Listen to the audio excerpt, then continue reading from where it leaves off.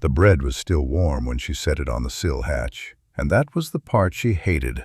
Not the dying, which she had made her peace with the way you make peace with weather, but the small, living kindnesses that went on mattering after they had stopped being able to help anyone. 3 years she had carried bread and water to chalked doors on Tinker's Lane and the lanes around it, and she had taught her hands to do it without her heart following them in. So when the sound came through the barred window, she did not, at first, let herself hear it. It was a hot afternoon, the cobbles giving up their stored heat through her boot soles, the vinegar stink rising off her own canvas overdress in the sun, and the sound was thin and worn and easy to file under all the other sounds a sealed house makes. A moan, a board settling, a cat. She turned to go. Then it shaped itself into words, and the words were a child's. "You made the door not open, and she won't wake up." Hesper Coyle stood in the middle of the lane with one reddened hand still half raised from the sill, and the staff in her other hand with its small brass bell, and she did not move. The voice came again through the crack at the door's foot, careful and furious and frightened all at once, in the kind of common a child speaks when it has been drilled to speak it right. "She won't wake up. I shook her arm. You did this. You made the door not open." A pause, the wet catch of breath. "Make it open." She knew the house. Of course she knew the house. She had chalked it herself 3 mornings ago with her own chalk out of her own box. The long cross stroke, and then the date beneath it in numbers she wrote out clean, because a smeared date was a stolen day, and a stolen day was the one theft her office could not undo. A sick orc woman inside, the signs plain on her at the threshold before Hesper had even crossed it. The heat coming off her in the doorway, the way she held her arm against her side. Maka, the neighbor at the well, had called her, the last of the tinker band that worked the poor wards. Hesper had seen the woman's eyes go to something behind her in the dark of the room, and she had not let herself look, because looking was not her office. Her office was the signs, the chalk, the lock, the bell. She had rung it. She had begun the days. She had done it 100 times. She had not let herself know there was a well child inside. There was a particular arithmetic her mind did now, fast and against her will, the way a tongue finds a broken tooth. The boy was crying the cry of the abandoned, not the sick. The strong, exhausted, days-long cry of a child where no one comes, which is a different sound entirely from the small cry of fever, and she knew the difference the way a midwife knows a labor cry from a grief cry, by trade, by ruin. Which meant he was well. Which meant the law had sealed a healthy child in a room with the plague and was counting his days down toward the lime pit along with the dead, and there was nothing in any writ folded at her belt that let her turn the key in her hand until those days were honestly counted out. She had a flask of vinegar at her belt, and a ring of iron keys, and a chalk box, and a folded paper of writs, and not one of them was the thing this needed. "What's your name?" she said through the wood. It came out rougher than she meant. She crouched, slow, her knees telling her about the 40 years and the miles of cobbles, until she was level with the crack at the door's foot where a thin bar of hot dark showed. Silence. Then, defiant. "Why?" "Because I'd rather call you by it than not." Another silence, longer. She could hear him breathing on the other side of 3 fingers' width of plank, close, the way a cornered thing comes close not to trust you but to watch you better. Something moved against the door, a small body sliding down to sit, she thought, the way she was sitting. "Drew," he said at last, like he was giving up a coin he couldn't spare. "Make it open now. You said names. Now make it open." "I can't, Drew." She had never in 3 years said it that plain to anyone behind a door, and saying it she heard how it sounded, like a wall talking. "I can't open it. Not the way you want. It's locked by a law that's bigger than the key." "That's a lie." A scrape, and then the bowl she had left 2 mornings ago came back at the crack, shoved, hard, the dish she'd filled with gruel skidding out under the door's foot to spin on the cobbles and stop against her boot, empty, licked clean, which told her something the words didn't. "Liars say that. My ma'am says only liars say a thing is bigger than them." Then, smaller, the fury going out of it all at once into something worse. "She said. She used to say." Hesper looked at the empty bowl against her boot, licked clean.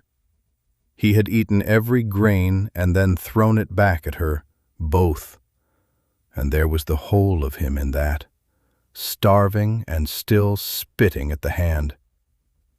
She knew that arithmetic, too. She had done a version of it herself for 3 years, taking the office that had killed her family and turning it into the bread on the sill, eating from the law's hand and hating it in the same motion. She filled the bowl again, her flask, her own day's bread, broken small so it would pass the hatch. She pushed it back through.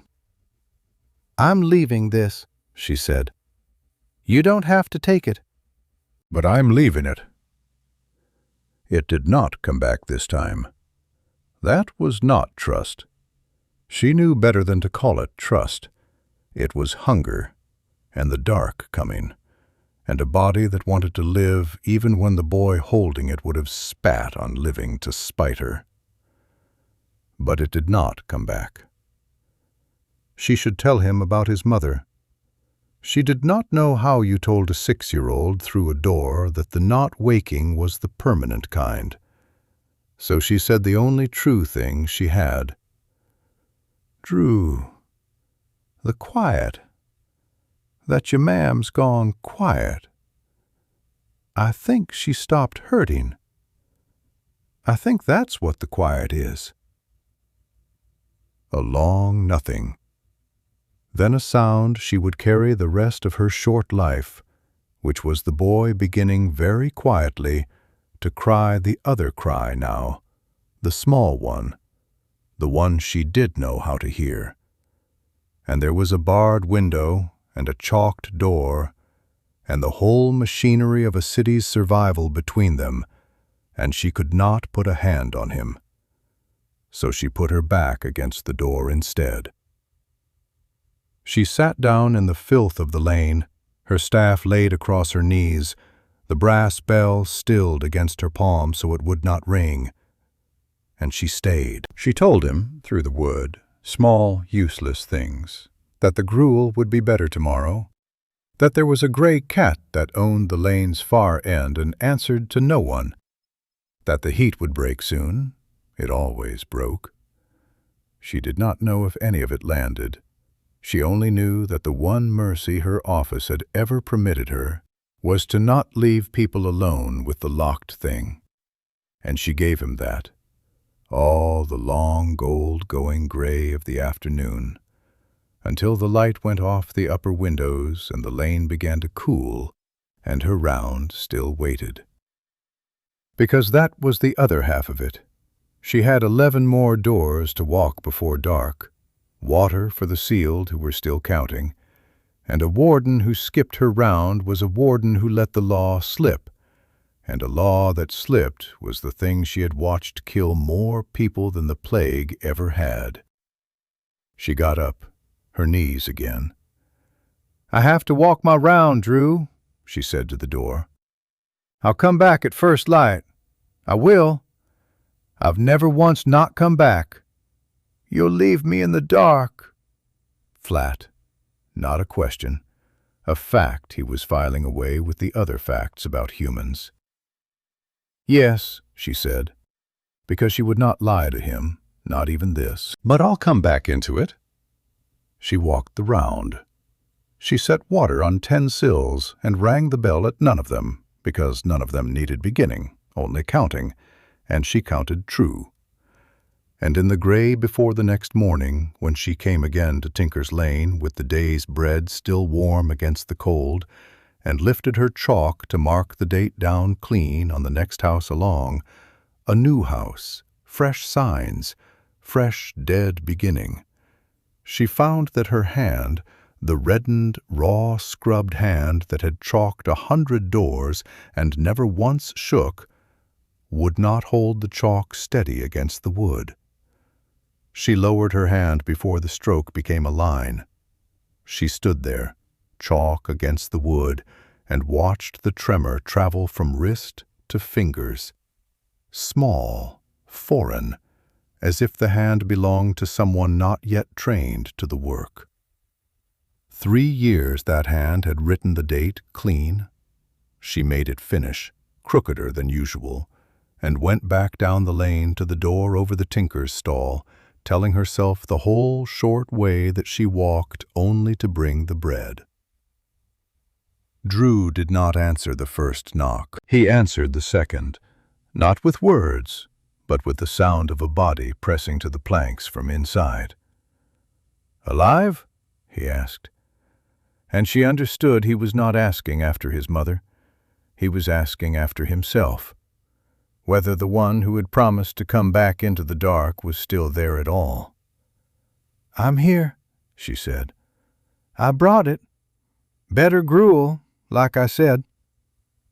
She heard the dead cart's bell before she saw it, the other bell, the heavy one, the round it made down the lane every 3rd day. Hesper stood. She knew the rule the way she knew her own name. A sealed house stands the full count, dead inside or living, child or graybeard, and the cart takes only what is carried to the threshold through the hatch, and opens nothing. She went to the driver in his tarred hood and named the house, named the woman, named the boy. He looked at her over his mask with the eyes of a man who had counted bodies longer than she had sealed doors. "Healthy, you say?" He spat to the side. "Worse for him, then. House stands the count. I didn't write it." By midday she was at the wall. The plague board sat on the far side, in the cool, behind a table of seals, and heard her standing, her, filthy from the lane, dried gruel on her hem. The senior clerk did not let her finish. "Open one door for a crying child, you open them all." He said it without anger, which was worse than anger. "The cordon holds because it has no exceptions. Make one, you make 1,000. Count the days, Coyle. Ring the bell. That's your office." They handed her the refusal the way you hand over a writ. Level, in form, correct. The worst of it was that he was right. She had built her whole faith on his being right. She carried that refusal in her mouth the whole way back, through the open meat of the city, past the guard at the cordon's throat, all the way to the lane, to lay it before the boy, honestly, the way she laid everything before him. And she could not. She sat down at the door, opened her mouth, and instead of the sentence she said, "Tell me about the spoon." Silence. Then, wary, "It's not a spoon. It's a soldier." "My mistake." "A soldier." And he told her, stumbling, fierce, the way you give up the thing you love to an enemy under watch, that the soldier had a name she would not understand, that he had held the wall 3 nights, that his mam said wood didn't carry the sickness, so you could keep him. Hesper listened and broke everything her office had taught her. Names, attachment, the particulars of a living child the law had already written off. Names make the turning of the key heavier. That was the lesson. She knew now it was true, and she held the names anyway. By evening she took out the thing she had not taken out for any living soul in 3 years. No, not the whistle. A candle end. She pushed it through the hatch where the bowl went, her flint and steel after it. "It's dark in there," she said. "Light it by the wall, away from the straw, hear me? By the stone." Then a blanket, a true one, not rag, fed through the hatch a fist's width at a time, both of them pulling from either side, a human hand and a small gray-green one nearly touching for an instant across 6 inches of barrier. All forbidden. The candle could have stripped her of her office. The blanket was worse. "Why?" he asked, already holding the blanket clutched to his chest the way he held the soldier. "Because the night's cold," she said, having no better answer, and no gift for lying to him. The candlelight lay in the crack, a thin gold line, living, warm, wrong on a sealed door. Hesper was looking at it, and did not at first notice the second shadow at the lane's end. The old woman stood leaning on the hook of her hand-cart, bent, leathery, a face like a walnut, one eye gone milky, watching the plague warden feed a living child a blanket by inches. The cordon's rag-and-bone woman, the one who collected after, by law, from the edge. How long she had stood there, Hesper did not know. "I know that look," the old woman said, dry, no reproach in it, appraising, as if weighing rag. She nodded at the gold line in the crack, at Hesper's hands that still remembered a small palm. "That's the look they get just before they break the law badly." She pushed off the cart, beckoned with the hook. "Break it well instead. Come here." The old woman's name was Gert, and she did not give it the way you give a greeting. She set it down between them like a tool she expected back. She did not come near the door. She stayed at the lane's mouth with her cart, and let Hesper come to her. And the first thing she did was look the warden over from cap to resoled boots, and make a sound in her throat that meant, "as I thought." "You think the lock's the problem," she said. "It isn't. The lock's just iron. The problem's the chalk, and the count, and the paper behind them. That's the wall. And paper has edges, warden, same as everything cut by hand." Hesper had spent 3 years believing the law was a single seamless thing, a stone too large to lever. She said as much. Gert laughed without sound, a working of the walnut face. "Stone? It's not stone. It's writing, and writing's only as true as the hand that did it, and the man who reads it after." She tipped her chin at the chalked door. "A child taken out of a sealed house, that's a breach. Capital.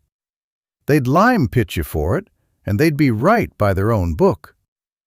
But a child found outside a cordon, that's a foundling. Different writ, different clerk, different ending. Same boy."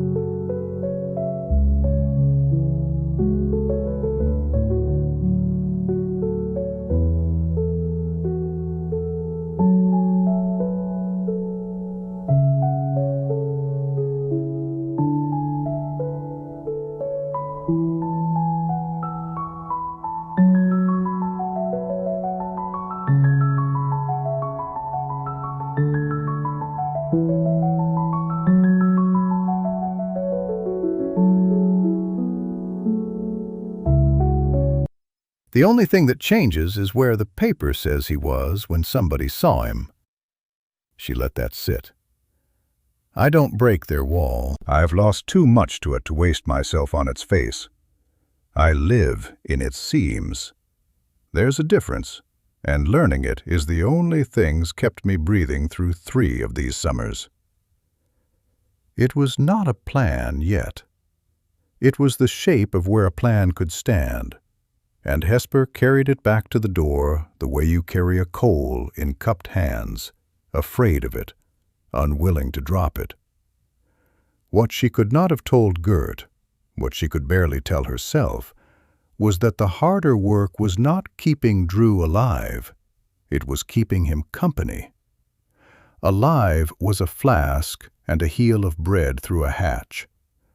Company was the thing her office had spent 3 years teaching her hands to withhold, and now she gave it in the only currency a sealed door allowed, her round, narrated through the wood.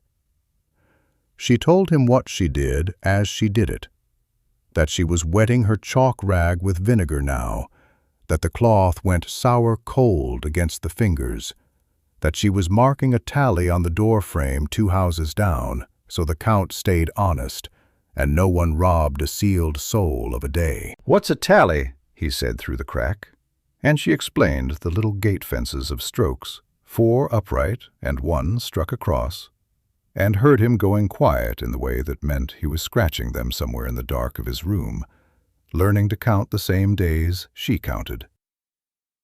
He paid her back in cats. He could not see the lane, but he could hear it through the barred window, and he became her eyes turned inside out. A gray one that owned the far end and answered to no one. "That one I told you about," she said. "That's the king of this street." And a 3-legged tabby that screamed at dawn, and a kitten somebody's sealed house had shut in that nobody could now let out, which neither of them spoke of twice.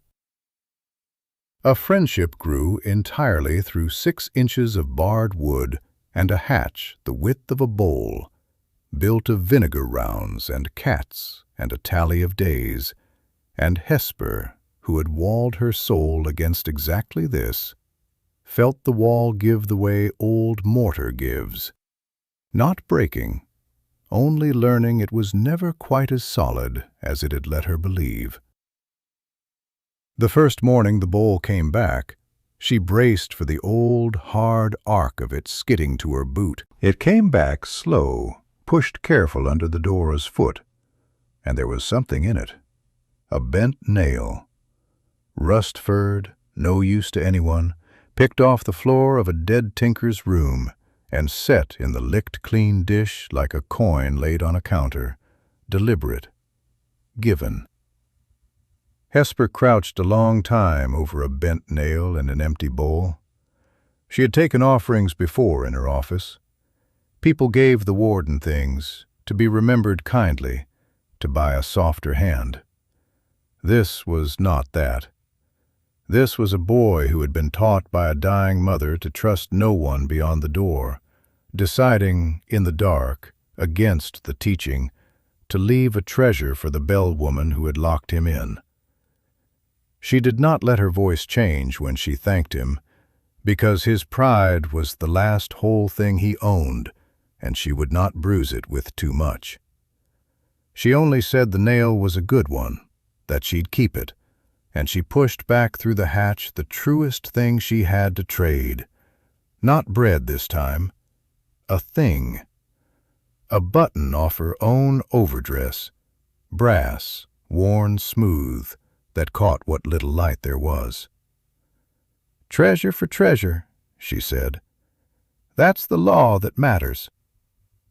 She heard him take it, heard him decide something, and then, into the hot dark, in the careful, furious common he kept for things that cost him, he asked the question that turned the key inside her chest instead of the door.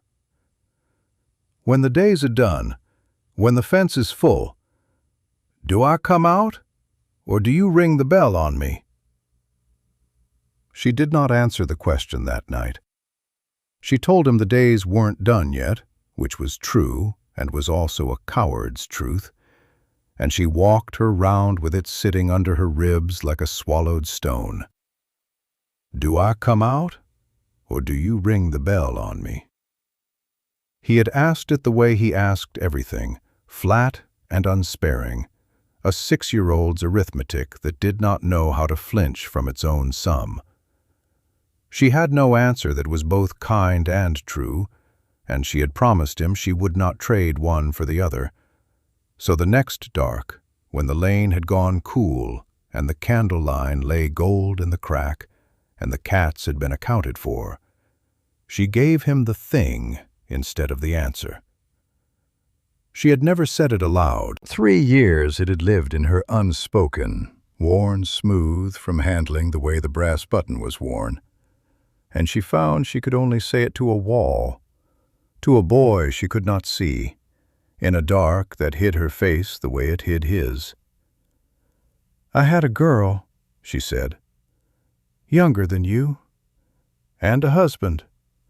3 summers gone, the last bad summer." She told it plain, the way Gert set down a name. There had been a house, not this one, another lane. There had been a warden, not her, a different hand, who read the signs and chalked the door and rang the bell and locked her family in with the sickness, by this same law, the law that was right. She told him how the days were counted and how at the end of them the door was opened and there was nothing inside the Count had been keeping safe.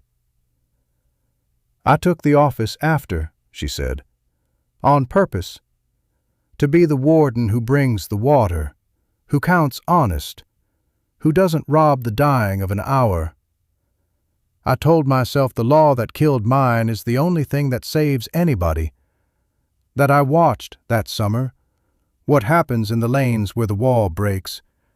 And it's worse. It's everyone. It's the whole city in the lime pit. I built my whole soul on the law being right." She stopped. The vinegar smell of her own clothes, the smooth bracket lines at her mouth that she had trained not to move. "I never once let myself ask if I believed it, or only needed to." The crack was silent so long she thought he'd slept. Then the small, gray-green voice, close to the wood, turned the question over with the terrible plainness of his age, and gave her the sum she had spent 3 years not adding. "Then the law is bad," Drew said, "and you keep doing it." There was no defending it. She had built brackets around her mouth precisely so that this would never reach her, and it reached her anyway, through 6 inches of barred wood, from a child who would not survive the very honesty he was speaking. She did not tell him it was complicated. She did not tell him about the 1,000 other doors and the lime pit and the city in the balance, because he was 6 and locked in and right, and all the true things she could say in answer were also the things a warden says to sleep at night. "Yes," she said at last, the way she had said yes, but I'll come back into the dark. "It's bad, and I keep doing it. Both are true, Drew." "That's the worst thing I know, and I'm not going to lie to you about it being the worst thing I know." She thought that was the bottom of the night. It wasn't. She heard the new bell at the wrong hour, her own kind, the searcher's bell, 2 doors down, where the fresh signs had been, where her hand had shaken on the chalk. A ceiling. And with a new ceiling so near, she knew before she reached the wall what the board would do, because she had seen it done and had agreed it was sound. They would not seal one house in a clean stretch. They would extend the cordon to swallow the whole lane, draw the line wider, and reset the count for everything inside it. Every chalked door's tally struck back to nothing, the days begun again from 0. She stood at the new chalk under the early gray and did the arithmetic she could not stop doing. Drew's count had been nearly full. The fence of strokes he scratched in the dark had been nearly closed. Now it was nothing. Now the days began again, the full count from the start, and she had carried the bread to enough sealed houses through enough high summers to know what she heard already under his voice when he answered her knock. The heat that turned his room to an oven, the hunger that had thinned the fury out of him, the dry crack in the careful common. He had survived one count alone, just. There was no just left in him for another. She did not decide it the way you'd think, in a rush, with her heart making the choice and her head running after. She decided it the way a warden decides anything, at the wall, with the paper in front of her, counting. That was the only way she trusted a decision now, and it was the only way this one could be made without dooming the very thing she was trying to save. Because the heart's choice was simple, and she had already refused it 100 times. Take the key, turn it, open the door, carry the boy out into the sun. And the heart's choice would do exactly what the senior clerk had said it would. One open door in the clean stretch, and the cordon was a fiction. One warden who broke the line, and the line meant nothing. And then it was not one orphaned boy on the wrong side of the chalk. It was the whole lane spilling out, and the next lane, and the lime pit yawning wide enough for the city. She had watched a wall break once. She would not be the hand that broke this one. That was not penance talking. That was the plainest sum she knew. So she sat with Gert at the lane's mouth in the gray, the cart between them like a counter, and she laid the seam out the way the old woman had taught her to see it, to be sure she had it right. "I don't open his door," she said. "Ever. The cordon holds. Every count, every clerk, every chalked house in the stretch, untouched, true. I don't break the wall. I work the seam you showed me." Gert said nothing, only turned her milky eye on her and let her finish, which was its own kind of teaching. "There are 2 houses at the back of his that lean on the cordon's edge, both condemned, both empty, both already counted out and emptied.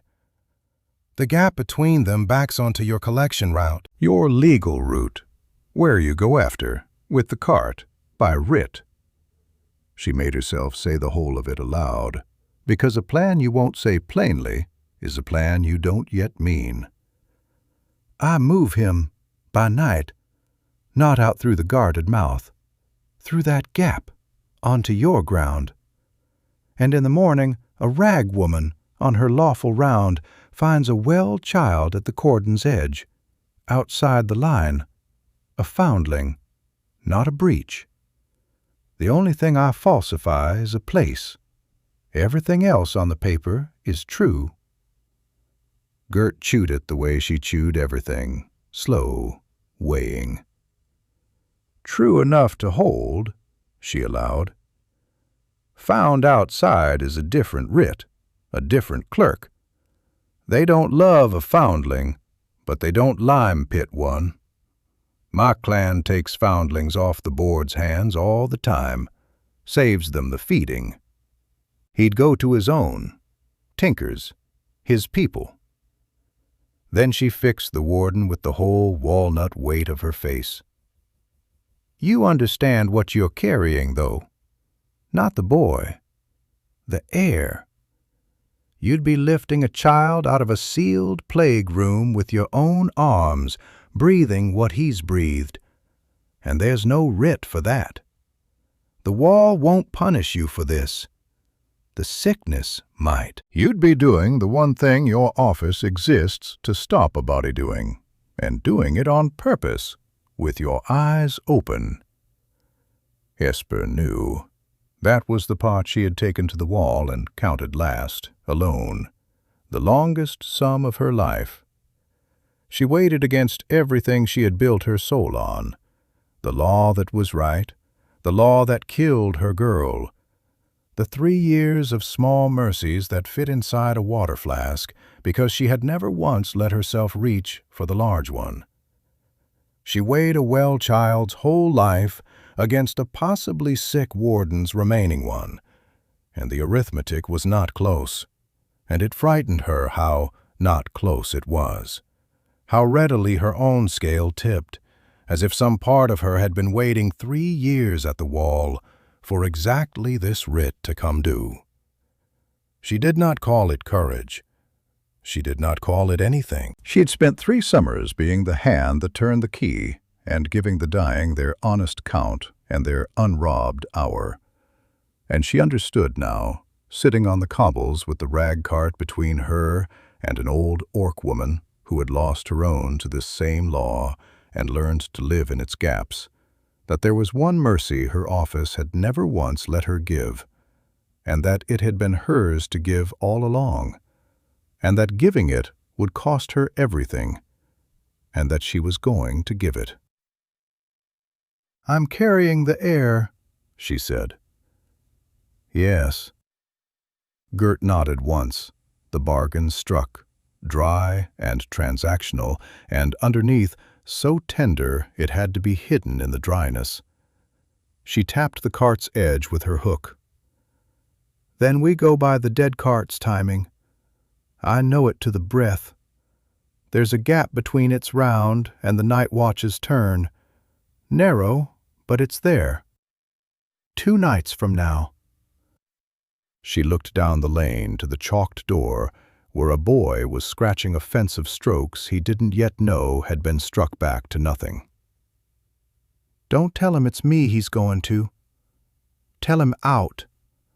That's the only word that'll fit in his head right now. The rest can be true later." Maybe you've never had to choose between a rule that keeps 1,000 people safe and a child dying behind it. I hope you never do. But if this is holding you, stay. There's a way through coming, and I want you here for it. She told him out the way Gert had said to, and she watched the word do strange work through the wood. He did not whoop. He went very still and very practical, the way a child goes when it has learned that hope is a thing that gets you hurt. And he asked how, and she told him the only part he needed, that 2 nights on, in the dark, she would open a way that was not the front door, and he would have to do exactly as she said, fast and quiet, and trust her completely for the length of it. "Trust you," he repeated, turning it over like the bent nail, like a thing whose worth he hadn't settled. His mother had spent her dying breath teaching him the opposite. They both knew it. Neither said it. The night came hot and close, no moon, the kind of dark Gert had chosen on purpose. The old woman knew the dead cart's round to the breath, when it groaned down the far lane, when its bell stopped the narrow seam after it before the night watch turned the corner, and she went ahead with her cart and her hook, clearing the route the way she cleared rag, by knowing where everything was before it was there. The back of Drew's house was not a door she could open from the lane. It was a shutter on the upper room, barred, that gave onto a low slope of tile over the dead tinker's lean-to. She had spent the day before loosening the bar from the outside with the vinegar rag wrapped round her hand, and her warden's writ to explain a warden being seen near a sealed wall. Now she went up the lean-to slope on her belly, the tiles still holding the day's oven heat through her canvas, and worked the shutter, and it gave, and the sour breath of the sealed room came out at her, the smell she had carried bread past for 3 years and never once breathed, and was breathing now on purpose with her eyes open. He was a shape in the dark, small, the blanket clutched, the spoon soldier jammed in the string at his waist, She got her arms in. "Now," she said, "like we said, hold the wall, swing to me, and then let go of it. You let go of the inside, Drew. You put your arms round my neck, and you don't let go of that instead. Hear me?" And there it was, the whole of it, in a 6-year-old's 2 hands.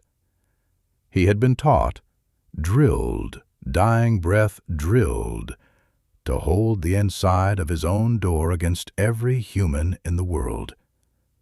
The thing his mother gave him last was, "Don't trust the ones outside." And now the warden, the bellwoman, the one who had locked him in, was asking him to do the one forbidden thing. Let go of the inside and trust the outside with the whole weight of his body in the dark. She felt him at the sill, his fingers white on the wood frame, his breath gone fast and shallow. "Ma'am said," he started.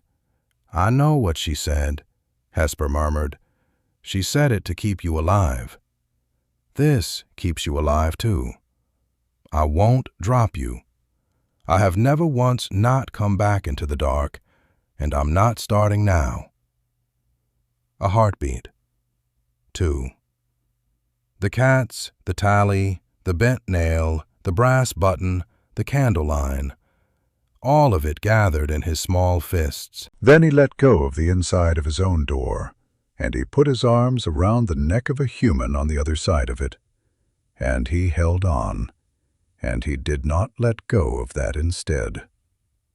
And Hesper took the whole gray-green weight of him against her chest, and felt 3 years of her built soul shift on its base. Down the slope, slow, his heart going like a bird's against her breastbone, the blanket trailing. Gert was a shape at the gap between the 2 condemned houses, her hook beckoning, her cart angled to make a wall of shadow.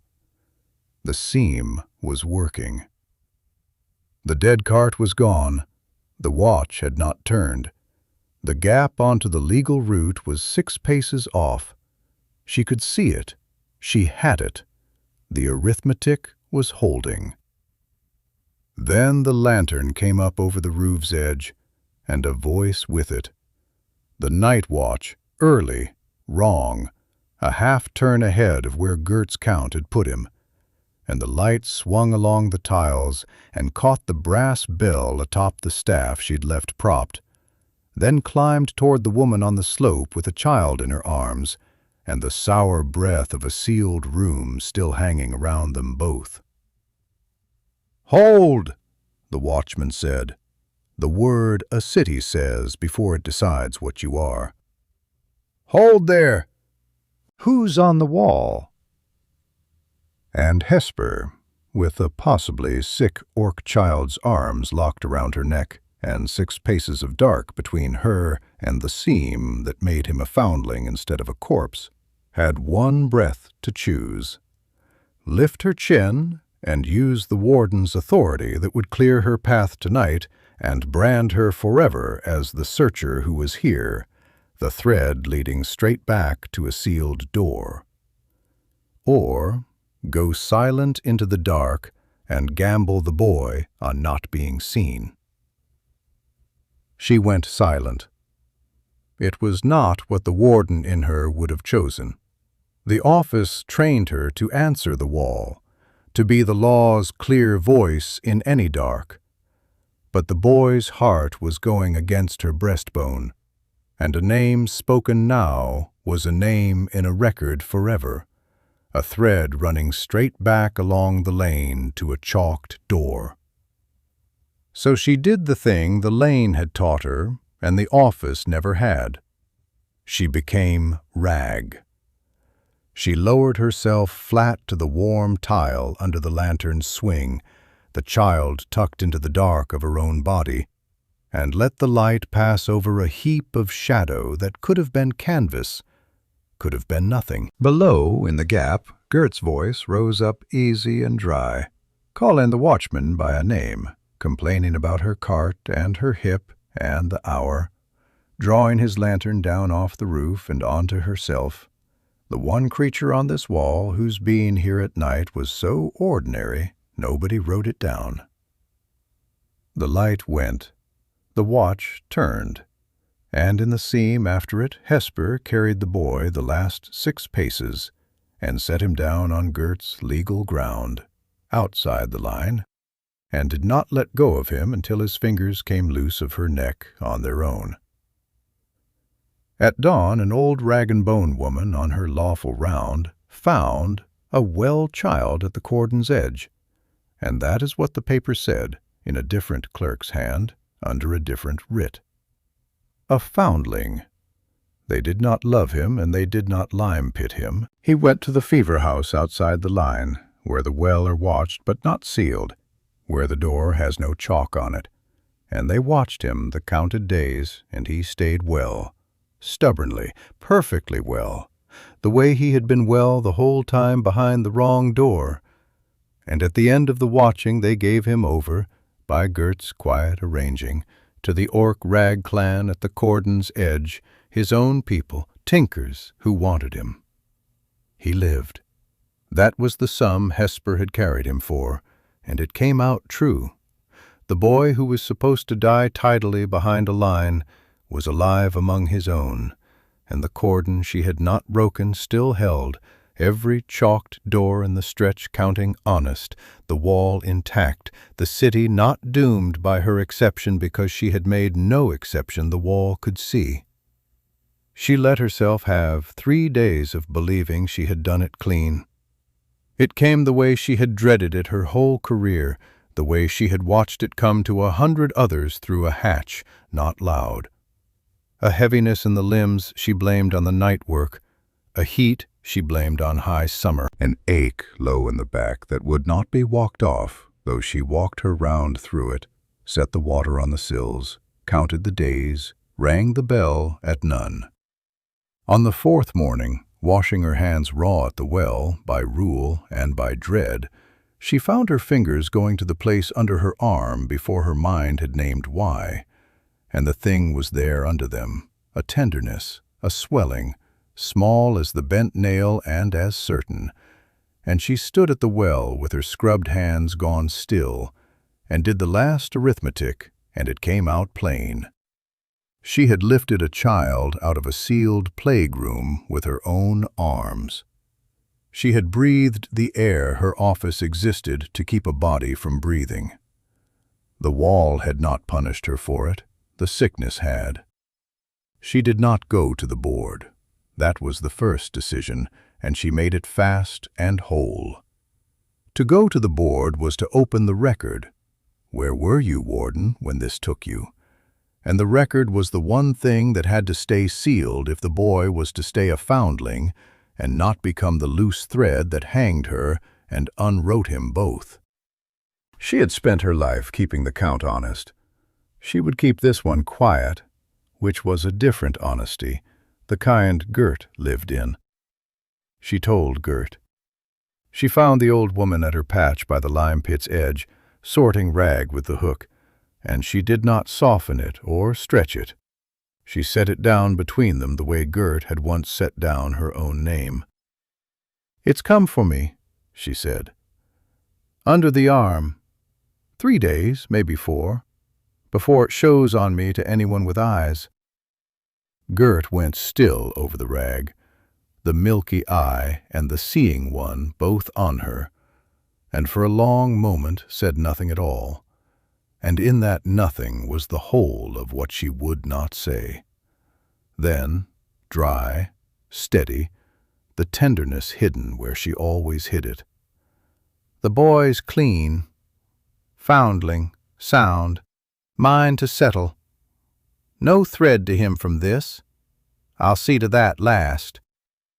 A pause, the hook turning a scrap of canvas. "It didn't take him, warden. You carried it instead of him. That's not the law beating you. That's you beating the law at the only price it'll take." She set the rag down. Now sit. We've things to put in order while you've still the strength to right them true." She put her affairs in the only order that mattered, and she did it with the same terrible competence she had brought to every chalked door for 3 years, because competence was the one thing the sickness had not yet taken, and she meant to spend all of it before it did. There was no time for grief, and she did not reach for any. Grief was a thing for people with days to spare, and she had a count of her own now, and she knew exactly how it ran. The record first. She sat with Gert by the lime pit in the failing light and walked every thread of paper that could lead back from a foundling at the cordon's edge to a sealed door on Tinker's Lane, and one by one she made them lie flat and true. The dead cart's tally for the house showed 1 woman taken and the count still running on an empty room, and an empty room was no one's question. Rooms emptied all summer. The foundling's writ was in another clerk's hand under another date, found outside, sound, no warden named. The loosened shutter she had Gert pull fully from its hinge and cart off as salvage, so that a sealed house that had lost a bar to the rag trade was the most ordinary theft in the cordon, and not the seam a child had gone through. There was nothing left that pointed. She had spent her life keeping counts honest, so that no one could rob the dying of a day. She spent the last of her warden's craft now keeping 1 count quiet, and she found, to her own faint surprise, that it sat right with her, that an honest count and a quiet one were not opposites, but 2 faces of the same mercy, and that she had needed 3 years and a fever under her arm to learn it. The boy next. She would not see him again, that was decided by the thing under her arm, and she did not let herself argue it, but she could settle where he landed. Through Gert, the arrangement was made plain and made firm. The Orc rag clan at the cordon's edge would take him for their own, not as a charge, but as kin. Tinkers raising a tinker's son to the tinker's trade, his own people, his own tongue, the wandering poor ward life his band had lived before the summer took the rest of them. Gert would carry him the one thing of Hesper's that could be carried. Not the keys, not the staff, not the bell of her office, but the small clay whistle she had worn under her dress these 3 years, her own dead daughter's, the one mercy she had never once been able to give, and was giving now. "When he's older," Hesper said. "Not now. Now it's just a whistle. Later, you tell him whose it was, if telling helps him. You'll know." Then the last work, and it was her own. She did not wait for the board to send a warden to read her signs and chalk her door, because to wait was to make some other hand turn a key on her, and she had spent 3 years being that hand for others, and knew to the bone what it cost the one who turned it. So she did it herself. She went back to her own door in the gray, with her own chalk out of her own box, the long cross stroke, and then the date beneath it in numbers she wrote out clean, because a smeared date was a stolen day, and she would not steal even one from herself. She set her staff with its brass bell inside the threshold where it belonged. She tied the linen mask up over nose and mouth out of habit, and then, understanding, let it hang. And she rang the bell once, herself, for herself. The bell that told the street a house was sealed, and went in, and drew the door to, and heard the iron settle. It was not a defeat of the law. That was the thing she understood standing in her own sealed dark, the thing 3 years at 100 other doors had never let her see from this side. She had spent those years believing the law was a wall that killed her family and saved the city, and that the 2 truths could only ever stand against each other, the right thing and the monstrous thing forever at war in the same writ. And here, at the end, by chalking her own door with her own hand, she had made them lie down together at last. The cordon held. She had broken nothing, opened nothing, made no exception any wall could see. And a well child who was meant to die tidily behind a line was alive among his own people. The law and the mercy, which she had been told her whole office could never both be served, were finally, unbearably, the same act. It had only cost the warden herself. She sat down inside her own count, in the vinegar dark, with the bent nail in her pocket and the whistle gone to the boy, and she began, honestly, to wait. He came on the third day of her count, and he came against everyone's telling him not to. Gert had said no. The clan had said no. The watch at the cordon's edge had said a foundling did not go walking back toward chalk for any reason a sound child could have, and they were right by every law the city kept.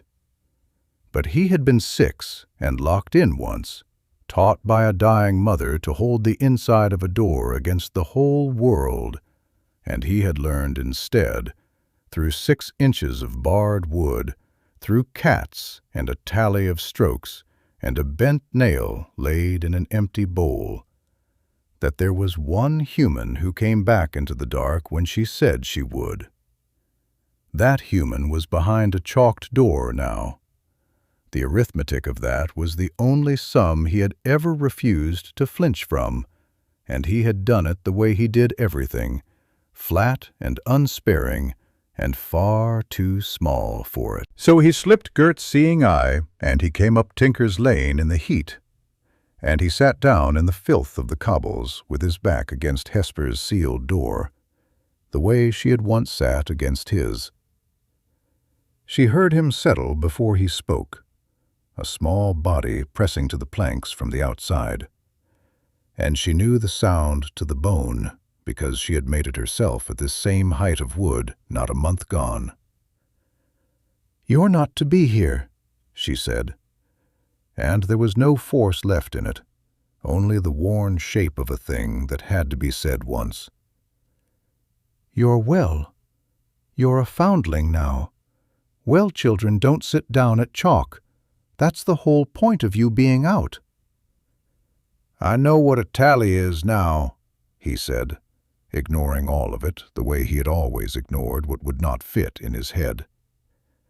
"I scratched yours, on your door frame, where you can't reach to do it. 4 up and 1 struck across, like you taught me, so nobody robs you of a day. I counted honest." A pause, the wet, careful catch she remembered. "You said that was the law that mattered. The counting true one, not the bell one." And so the whole of it turned inside out, slow, over the days that were left to her. Every piece of what they had built through his door, rebuilt now through hers, with the hands reversed. He became her eyes turned outward. He could see the lane she no longer could, and he narrated it the way she had once narrated her vinegar round to him through the wood. The gray one still owned the far end and answered to no one. Still the king of the street, I told you. The 3-legged tabby still screamed the dawn awake, and the kitten that a month past nobody could let out of its own sealed house had somehow got loose and was fat now and insufferable, and sat on the dead tinker's step like it paid rent, and neither of them spoke of how it had got free, or what that meant for the house it left. He carried the gruel up himself, and set the bowl careful in the hatch the width of a bowl, and she took it, and once she put something back in the licked clean dish the way he had once left the bent nail in hers. The brass buttons, mate, the second of the worn pair off her overdress, so the set was whole between them at the last. Treasure for treasure, the law that mattered. Gert kept guard at the lane's mouth through all of it, bent over the hook of her cart, turning the milky eye on any watch that drifted near, and the dry tongue on any question, making an old rag woman's lawful presence into a wall of shadow the way she had on the night of the move. She did not come to the door either. She let the boy have it. She had lost her own to this same law once, and learned to live in its seams instead of breaking against its face, and she knew better than anyone breathing that there were things you did not interrupt, not even to spare a body grief, because the grief was part of the thing, and cutting it out would cut out the rest. There was no rescue, and that was the part the child understood in the end better than the grown world wanted to let him. No key was coming, no board would relent, no miracle was owed or sought. He asked her once, flat, the old unflinching way, whether she wanted out, whether he should find a way to make her door open the way she had made his open. She told him the truth she had chosen with clear eyes at the wall with the paper in front of her. "No," she said through the wood. "I chose this one, Drew. Not the sickness, the door." I sat down inside my own count on purpose, the same way you let go of the inside of yours on purpose and held to me instead. It's the same act, turned around. You trust me on that the way I trusted you to swing to me in the dark. A long silence came up off the cobbles. Then his small voice, careful and furious and frightened and entirely unbroken. "Then I keep you company in it, the way you kept me." And he did. He sat at her chalked door through the hot lengthening evenings and reported the street's cats and scratched her tally honest, and the grief in it was real, and the company in it was real, and neither one was a lie told to soften the other. She died behind her own chalk, in her own counted time, and the dying was not the robbed and solitary thing her office had shown her 100 times through a hatch. It came the way Gert had said it would, and a little slower, the heat going out of her by degrees, the strength leaving her hands last, and through all of it, there was a boy on the far side of 6 inches of barred wood, reporting the lane's cats, and scratching a tally, honest, on a door frame she could no longer reach, and an old rag woman at the mouth of the lane, keeping the count and the watch, and the whole quiet arrangement true. She was not robbed of a day. She was not left alone with the locked thing. The 2 mercies her office had ever permitted, the honest count, the not leaving, were given back to her at the end by the only 2 souls in the city who knew the whole of what she had done, and she went out holding the bent nail in one hand and the knowledge in the other that the boy was alive and the wall had held and she had broken neither. The cordon held. That was the cost's other face, and it had to be said plainly, or the cost meant nothing. She made no exception any wall could see, opened no door, spilled no lane, and the city was not doomed by a warden's mercy, because she had buried the mercy inside the law's own seams, where the law could not find it to punish it. And one well child who was meant to die tidily behind a chalked line was alive among his own people. The story does not undo what it cost to make those 2 things true at once. It lets the cost stand. There was no miracle sent down to spare the warden. There was only a warden who had spent 3 years being the hand that turned the key, learning at the last that there was one mercy she had never been able to give, and giving it with everything she had.